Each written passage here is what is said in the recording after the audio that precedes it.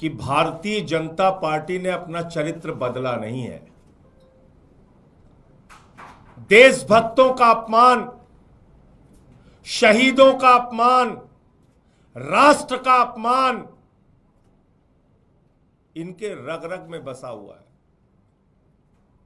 और इसीलिए बीजेपी वाले और उनके पुरखे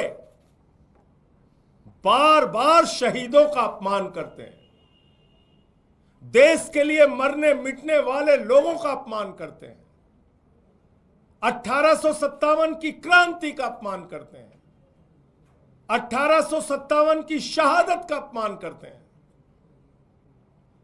बार बार भारतीय जनता पार्टी के लोग और इनके पुरखे वही चरित्र दर्शाते हैं, दिखाते हैं जो इन्होंने आजादी के आंदोलन में दिखाया था। जैसे आजादी के आंदोलन में बीजेपी वालों के पुरखों ने अंग्रेजों का साथ दिया था, स्वतंत्रता सेनानियों की जासूसी की थी, उनके खिलाफ काम किया था। आज वही चरित्र, वही आचरण, वही काम देश की राजधानी दिल्ली में भारतीय जनता पार्टी करने जा रही है। वीरांगना लक्ष्मीबाई, झांसी की रानी लक्ष्मीबाई,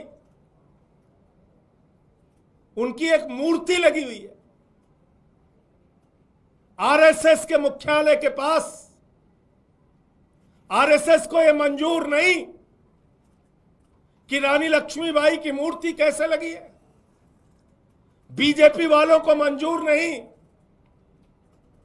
कि देश के लिए मरने मिटने वाली वीरांगना शहीद रानी लक्ष्मीबाई की प्रतिमा कैसे लगी हुई है।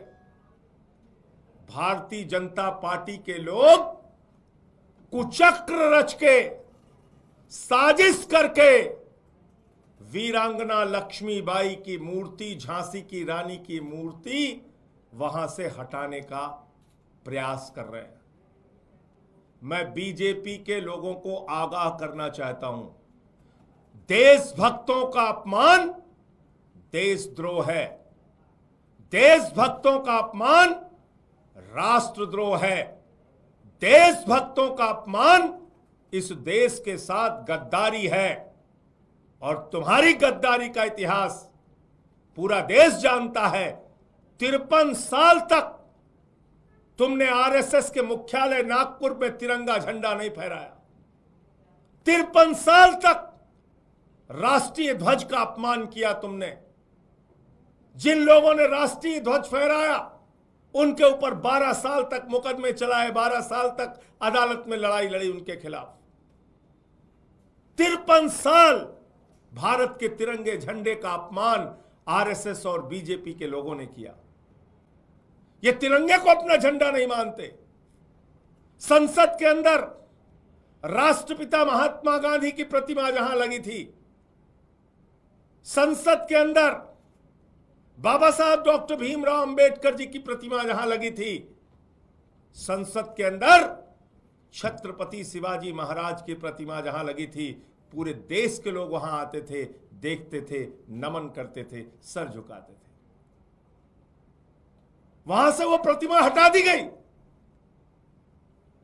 गांधी का अपमान, अंबेडकर का अपमान, छत्रपति शिवाजी महाराज का अपमान, ये देश की पार्लियामेंट में भारतीय जनता पार्टी और नरेंद्र मोदी की सरकार ने किया।